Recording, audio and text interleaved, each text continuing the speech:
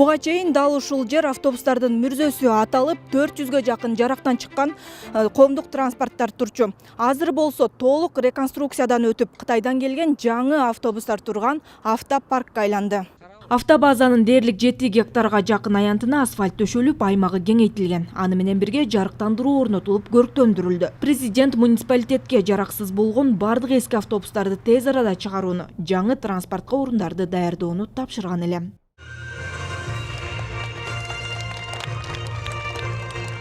Жыл аягына чейин жаңы автобустардын саны 600дөн ашат. Анын ичинен 500 автобус республикалык бюджеттин эсебинен, 124 Евразия реконструкция жана өнүктүрүү банкынын линиясы аркылуу алынат.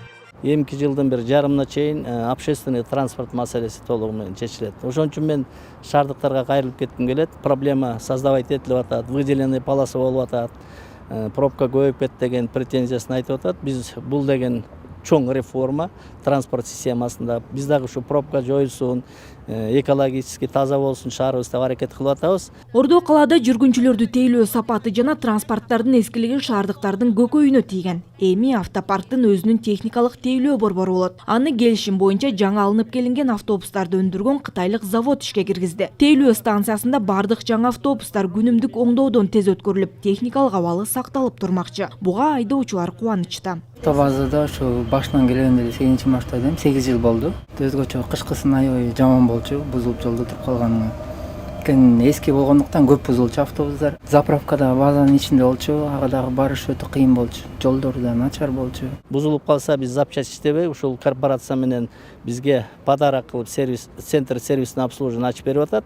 15 специалисти келди. Ушу автобустарда бирдеме кандайдыр запчасттардан бир проблема болсо өздөрү алып келет, оңдоп бизди сопровождать этип турат. Андан кийин биз дагы өзүбүздүн специалисттерди 15 кишини обучениеге ушу заводко жиберебиз. Заводдон да биздин специалисттер, биздин балдар бар үйрөнүп келишет. Кызматташтыктын алкагында Кытай тарап өлкөгө мобилдүү компьютердик томография белек кылды. У нас очень много горных сел отдаленных. И подарок этой компании нам очень кстати придется.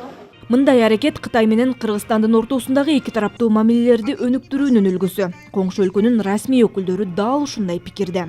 В мае этого года президент Кыргызстана господин Садыр Жапаров Былтыртан бери Кытайдын оор техника өндүргөн корпорациясы Кыргызстанга 1000ден ашуун коомдук транспорт жана айыл чарба техникаларын экспорттоду. Бул эки өлкө ортосундагы экономикалык кызматташуунун өнүгүп жатканынан кабар берет. Май айында урматтуу президент Садыр Жапаров Кытайга болгон сапарында бул заводко баш баккан. Кытай менен Кыргызстандын тамыры терең байланышы бар. Акыркы жылдары ар тараптуу алака жогорку динамикада өнүгүү жолунда. Борбор калаада транспорт маселесинин акырындап чечилиши менен бардык кичи автобустар шаардын четине чыгарылат. Президент Садыр Жапаровдун Кытайга болгон сапарында жетишилген макулдашуулардын негизинде өлкөгө жалпы 1000 автобус алынып келинет.